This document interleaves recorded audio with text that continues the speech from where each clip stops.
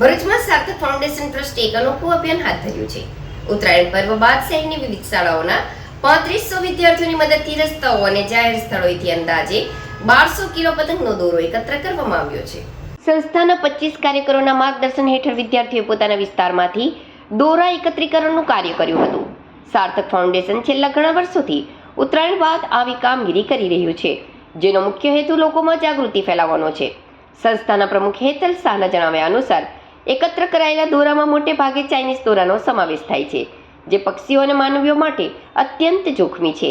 વહીવટી તંત્રના જાહેરનામા મુજબ ચાઇનીઝ દોરાના ઉપયોગ પર પ્રતિબંધ હોવા છતાં તેનો ઉપયોગ થતો હોવાથી સંસ્થાએ લોકોને તેનાથી દૂર રહેવા અપીલ કરી છે. સાર્થક ફાઉન્ડેશન હવે એકત્ર કરાયેલા તમામ દોરાનો નાશ કરશે. આ સાથે અભિયાનમાં ભાગ લેનારા વિદ્યાર્થીઓને પ્રોત્સાહિત કરવા સંસ્થા તરફથી સર્ટિફિકેટ પણ આપવામાં આવશે. આ રીતે સંસ્થા જીવદયા અને સમાજ સેવાનું કાર્ય એક સાથે કરી રહી છે. નમસ્કાર. સાર્થક ફાઉન્ડેશન ચેરિટેબલ ટ્રસ્ટ ભરૂચ ખાતે વર્ષોથી ઉત્તરાયણ દરમિયાન બાળકોમાં અવેરનેસનું કાર્ય તથા ઉત્તરાયણ દરમિયાન જે દોરા વેસ્ટ પડ્યા હોય છે એનું કલેક્શનનું કાર્ય બાળકો દ્વારા કરતા હોઈએ છીએ. આ વર્ષે 3500 બાળકો અને 1200 કિલો ઉપરાંત દોરાઓ અમે એકત્રિત કર્યા છે અને સંસ્થાના 25 કાર્યકર્તા આ કાર્યમાં જોડાયેલા છે.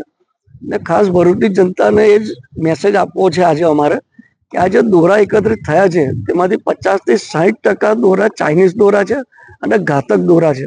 આપણે ભણેલા ગણેલા સમજદાર માણસો છીએ, તો ખાસ જનતાને અપીલ કે આવા દોરાનો ઉપયોગ ના કરીએ, જેથી પશુ પક્ષીઓની અને માનવ જાનહાનિને આપણે રોકી શકીએ. આવો અમારો એક સંદેશ છે. નમસ્કાર.